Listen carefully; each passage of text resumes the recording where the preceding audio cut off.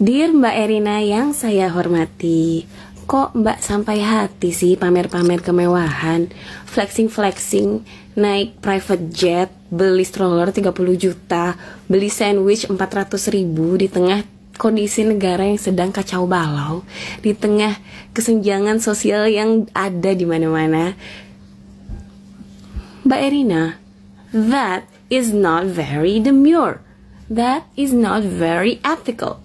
That is not very sensible. Not cutesy at all.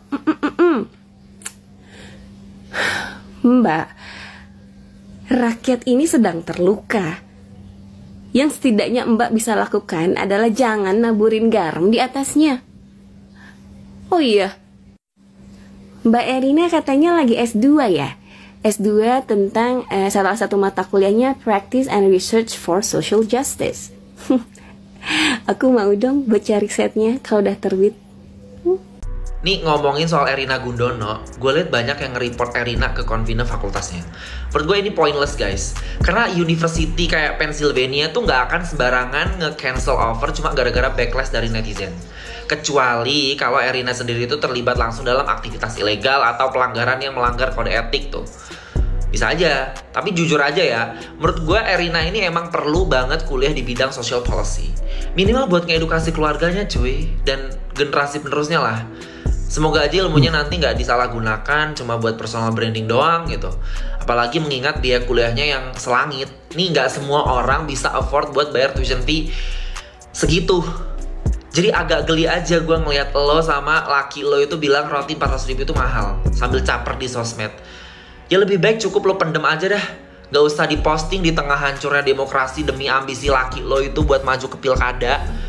Tambah lagi sekarang raps dari partai laki lo tuh buat propaganda baru seolah-olah kita yang demo ini salah. Karena laki lo gak minat maju ke pilkada. Gak minat tapi spanduknya di mana-mana. Terus bilang mau fokus ke bisnis. Bisnis apa sih say? Track record karirnya juga kalau bukan karena bapaknya ya gak bakal tuh jadi apa-apa. Satu-satunya bisnis keluarga Jokowi yang legit dan menjanjikan ya bisnis politik. Sekian, terima kasih. Ya, saya tertarik menanggapi tentang Kaesang yang dibilang ngeprank Indonesia karena sebenarnya dia sendiri tidak niat maju. Menurut saya ini naif ya teman-teman, karena benar kata Bima, spanduknya ada di mana-mana, pemberitaan Kaesang mengurus kalau tidak salah surat yang menjadi persyaratan untuk maju pilkada pun itu ada di media, ada di pemberitaan media kita. Gitu ya teman-teman. Jadi menurut saya sebenarnya tidak di-prank sih. Pasti kalau tidak ada polemik dan peraturan membolehkan bisa saja dan potensinya besar itu Kaesang maju karena sudah dideklarasikan juga oleh beberapa partai gitu ya teman-teman. Kita lanjut reaksi videonya.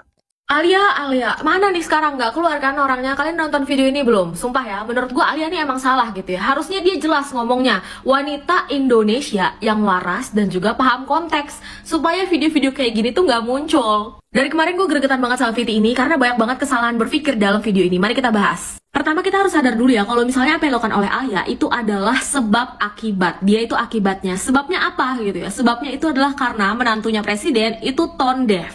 Apa yang dilakukan itu nggak etis gitu ya, mengingat dia ini adalah menantu dari presiden. Saat rakyat lagi pada marah turun ke jalan, tapi dia malah flexing di instastory-nya. Terus yang kedua gitu ya, tentang privilege. Yang dipermasalahkan itu bukan masalah bapak pengen memberikan pekerjaan yang terbaik untuk anaknya gitu ya, tidak. Tapi masyarakat itu marah karena undang-undangnya itu terus-terusan dirubah gitu kan. Keputusan MK udah keluar, kenapa harus kayak dipermasalahin lagi oleh DPR dan lain-lain. Padahal MK itu adalah sesuatu yang mutlak. Yang dimana kalau misalnya udah paham tentang ini gitu ya, lo akan mengerti dan juga tidak akan membandingkan dengan Puan Chan dan juga Mega Chan. Gue ngomong kayak gini bukan kayak gue membela Puan Chan dan Mega Chan gitu ya, tidak. Tapi kayak ini permasalahan yang sedang dihadapi dan konteks lo itu salah sekali gitu loh, tentang privilege yang dimaksud, oke? Dan yang ketiga, Cijes, Anda sadar nggak sih kalau misalnya Anda itu juga korban? Dimana Anda bilang baru bisa kuliah di saat umur 25 tahun. Seharusnya itu nggak terjadi loh di negara sekaya Indonesia. Harusnya pendidikan itu adalah suatu hal yang gampang dan juga mudah gitu loh untuk diakses di Indonesiaku yang kayak ini gitu kan. Gue sedih banget waktu lu bilang lu baru bisa kuliah di usia 25 tahun. Kayak lu sadar nggak kalau misalnya diri lu itu juga korban dari rezim dan juga orang-orang egois di pemerintahan. Gue akuin Alia tuh emang salah gitu ya, tapi ingat dia itu adalah akibat dari suatu hal yang diposting di waktu yang tidak tepat dan juga tidak menunjukkan empati terhadap orang-orang yang turun ke jalanan, terhadap orang-orang yang penghasilannya rendah, terhadap orang-orang yang saat itu berjuang. Yuk bisa yuk masyarakat Indonesia lebih pintar lagi gitu kan, melihat dari berbagai macam sisi dan juga jangan cuma menyalahkan suatu akibat dari hal yang disebabkan oleh orang lain. Ya udah segitu aja dari gue, semoga paham. Peace, love, and gaul. Ini komen, menurut gue dia tuh nggak ngerti apa yang gue sampaikan di VT gue sebelumnya. Sebelum dia komen ini, dia ada komen bahas-bahas tentang roti 400.000. Yang sebenarnya di komen gue juga nggak ada pembahasan tentang roti 400.000. Jujur banget sebenarnya gue udah malas guys bahas ini, karena menurut gue dari VT gue yang sebelumnya tuh udah banyak banget orang yang mengerti gitu. Tapi memang ada beberapa orang yang nggak nyampe nih di otak mereka gitu ya. Jadi ini gue bahas sekali lagi dan untuk terakhir kalinya ya. Semoga bisa dipahami dengan benar-benar. Kalau itu masalahnya kesederhanaan, tapi lu nggak pernah ngusik istrinya Gibran tasnya Dior, Hermes gitu ya, kok lu diem aja? Gini, gue nggak pernah dari mulut gue ada bilang yang namanya pejabat negara atau siapapun itu nggak boleh memakai tas branded atau nggak boleh pakai barang-barang branded. Gue nggak pernah ngomong seperti itu, karena jangankan sekelas mereka, sekelas gue yang rakyat biasa aja, gue punya beberapa barang branded, gue punya beberapa tas branded gitu ya. Jadi gue nggak pernah bilang kalau mereka nggak boleh punya, kalau mereka nggak boleh beli tas branded. Jadi intinya di VT gue yang kemarin, gue bukan membahas tentang roti ya guys ya, gue bukan, dan gue nggak pernah membahas tentang roti ya. Dia ini dihujat sama netizen perkara tentang roti, tapi bukan gue nggak pernah menghujat dia. Gue hanya menyampaikan kritikan, karena bagaimanapun saat ini dia sudah menjadi bagian dari keluarga orang nomor 1 di Indonesia ya.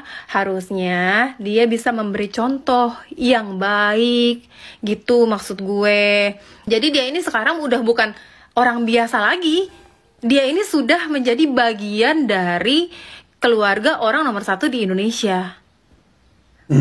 Dan apapun yang dia lakukan, sekecil apapun yang dia lakukan, itu akan dilihat sama mata warga negara Indonesia.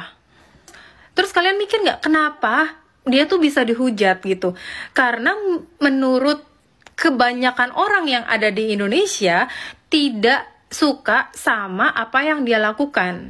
Dan saat dia flexing itu bertepatan dengan lagi ada demo besar-besaran di Jakarta gitu loh.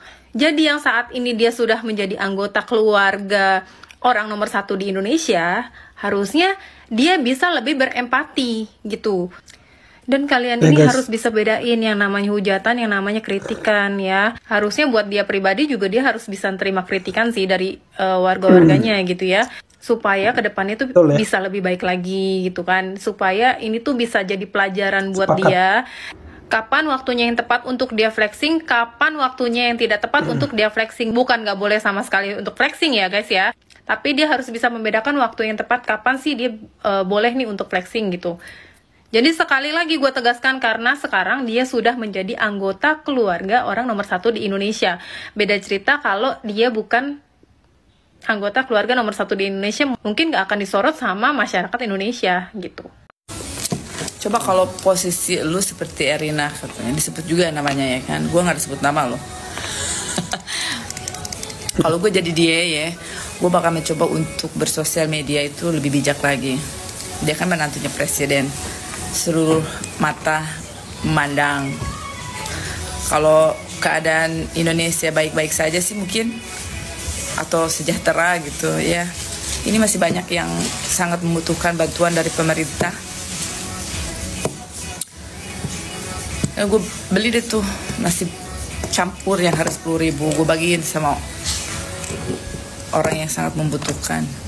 Lumayan nama-nama suara buat suaminya tuh. Taruh deh tuh di sosial media, terserah sosial media yang mana. Sebenarnya nggak ada yang larang, dia mau makan telur puyuh yang harga 1 miliar pun nggak ada yang larang.